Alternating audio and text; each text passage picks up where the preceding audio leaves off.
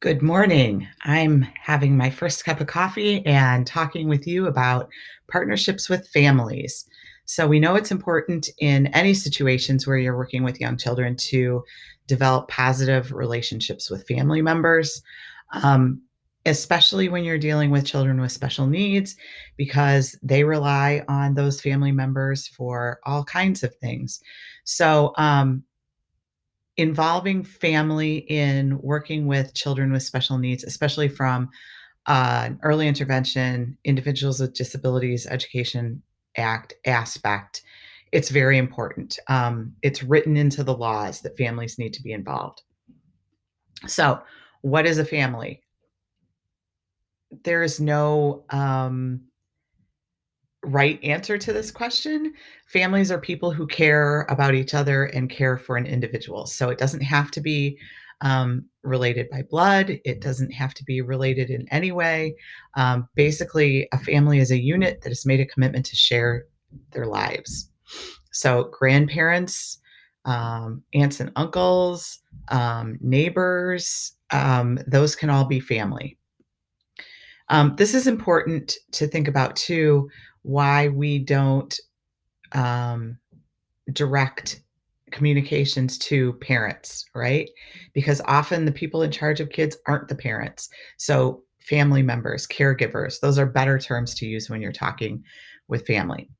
Um, Also, a cultural group that you are attached to. So, one of the things that you need to do as a child care professional is learn about the families you serve, about their cultural standards and practices, learn about their languages, especially if you're working with an interpreter, develop a relationship with that person so you have an understanding of everything that's happening in those people's lives. So when families find out that their child has a disability, there are different ways that parents or caregivers react to that. A lot of times, mothers blame themselves. They worry about how their child's going to deal with life. What are the solutions that we need to find? Fathers think about, oh my gosh, how is this child going to deal with their future when they're grown up? But we also need to think about, excuse me, how other parts of that family group deal with knowing that a child has a disability. Grandparents, siblings, how do they understand what's happening? Um, Generally, grief is the first emotion. People are sad because they realize that this child is going to have challenges in life that they didn't expect them to have. So then decisions need to be made, and they need to be made quickly, especially when you find out, a young child has a delay or a disability that can be um, uh, worked with. There can be interventions and therapies for. You need to start that quickly so that you don't lose those important, weeks, months, years of early childhood development. So that causes stress because all of a sudden you found out that there's an issue with your child and now you need to figure out what to do about it. So it's important that families work together.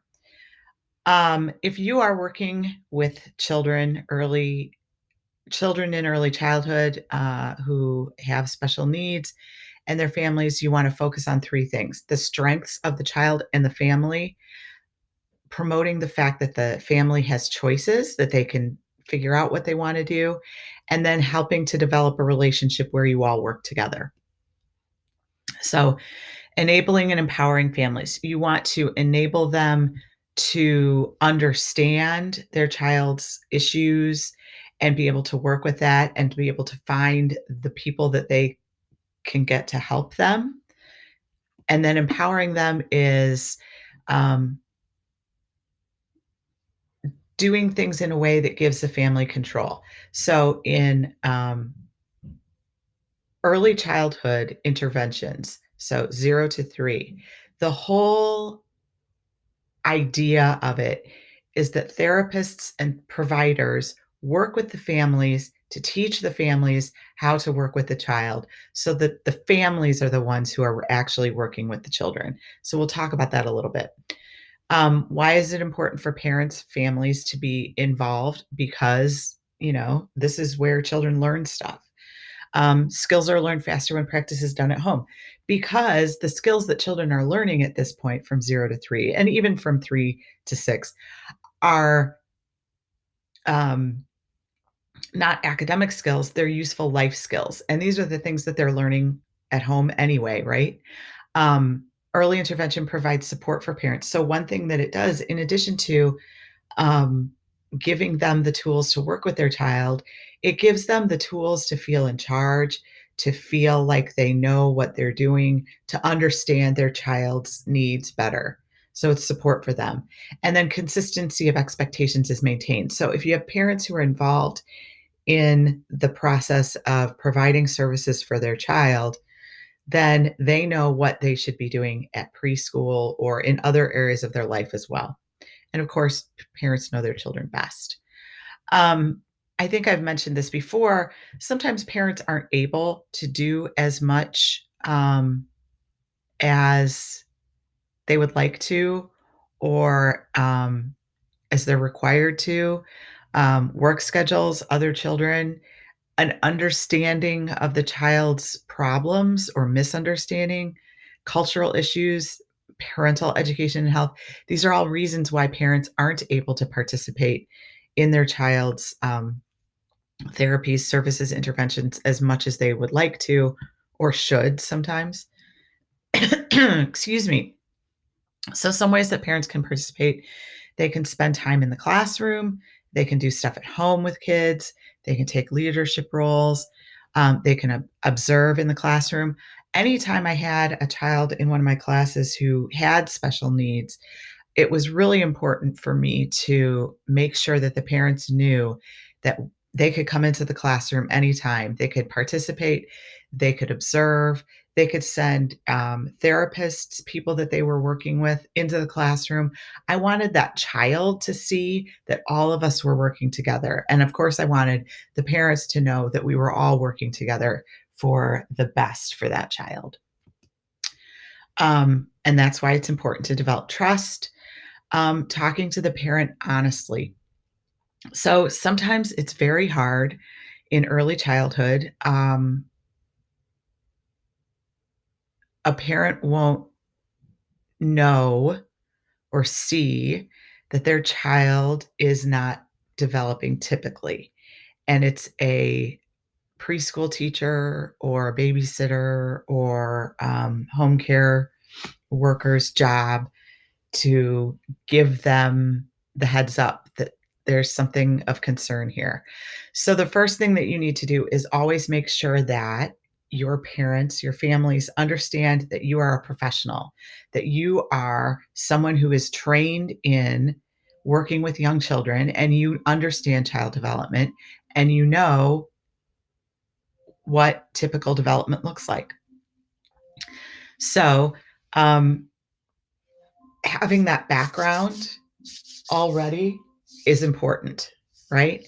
And then when it comes to the point where you need to have those difficult conversations, when you need to say, you know what, I don't think that Jaden is um, developing his language skills as quickly as his peers, or his language skill development doesn't seem to be quite with everybody else. And I'm a little concerned about that.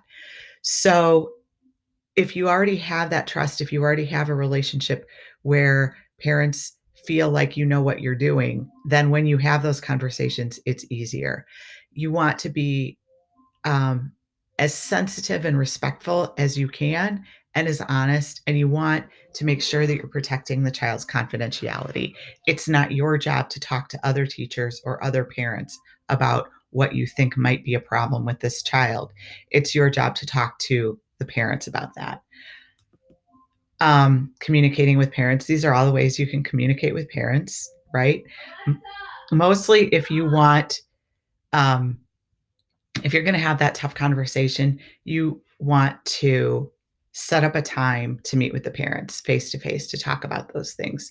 And you want to be able to, when you're doing that, have concrete examples of what you're seeing that they may not be noticing.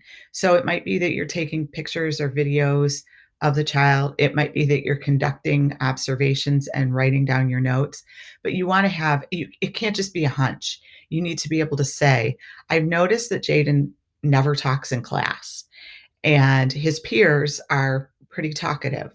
We wonder if you've seen anything like this at home," is a really good question because then they'll go, "Oh my gosh, I have. I haven't, said anything about it because I wasn't sure, but" right? So we'll talk about that a little bit more as we go on, but it is important to have good relationships with parents in any early childhood situation.